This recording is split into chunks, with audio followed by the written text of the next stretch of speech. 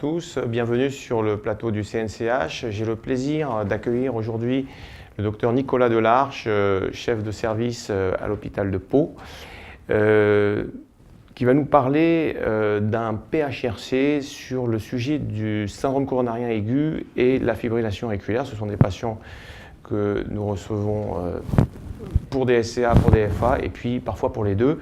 Donc Nicolas, tu peux nous parler de ton PHRC ? Oui, c'est un projet qui a vu jour il y a maintenant à peu près 1 an et demi. Et c'est une question qu'on s'est posée parce que dans nos unités de soins intensifs cardiologiques, on est confronté très régulièrement à des patients qui arrivent en fibrillation auriculaire, de novo, méconnus jusque-là, dans le cadre d'un syndrome coronarien aigu. Toute la difficulté, elle était de savoir est-ce qu'il fallait anticoaguler ou pas ces patients, et donc rajouter déjà à un traitement, une double antiagression plaquettaire lourde, un anticoagulant sans savoir si c'est justifié. On ne sait pas trop si finalement la fibrillation va récidiver, pas récidiver, est-ce que ça justifie vraiment un traitement anticoagulant.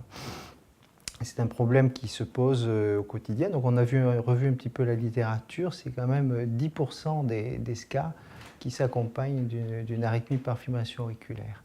Alors l'idée, elle était de se dire, on va prendre 2 bras de patients, l'un qu'on va traiter de façon conventionnelle en fonction du score Schatz de VASC, c'est-à-dire avec une double intégration plaquettaire, a priori Plavix, clopidogrel, aspirine et anticoagulant, et un autre bras où on va laisser juste une double intégration plaquettaire et on voudrait implanter un Holter implantable, qui lui nous permettra de voir si dans ce bras, dont la thérapie sera gérée par les relevés du Holter, on a moins d'accidents hémorragiques bien sûr que dans l'autre bras, puisqu'on sait que la triple association est quand même source de grosses complications hémorragiques. On multiplie par 4 quasiment la survenue de ces événements. Alors l'inconnu bien sûr, c'était de savoir combien de patients vont récidiver l'arythmie. Et on pensait qu'il serait peut-être nécessaire de faire une étude préliminaire. Et on a quand même trouvé quelques papiers là-dessus. Et le taux de récidive post-SCA de la fibrillation auriculaire, c'est quand même assez large. C'est 10 à 30% à peu près, essentiellement dans le premier mois, même les 48 premières heures, le premier mois et la première année. Donc le suivi ne devrait pas dépasser 18 mois, voire 24 mois. Et il aurait été intéressant d'avoir un Holter implantable avec télécardiologie, mais alors là on aborde un problème de coût. C'est la raison pour laquelle on s'est orienté vers un PHRC qu'on devrait pouvoir déposer à la fenêtre du mois de mars là, pour obtenir finalement le financement de cette étude, parce que ça va être le problème quand même. Voilà.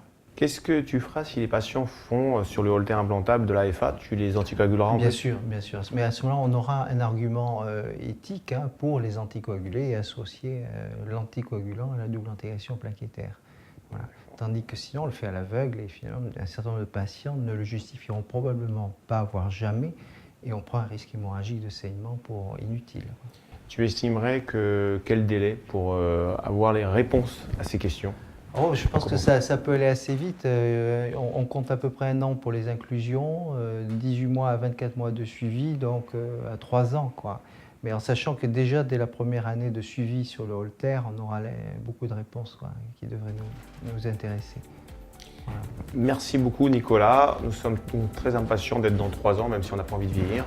On aura, j'espère, les réponses à ces questions-là. Merci beaucoup. Merci Jérôme.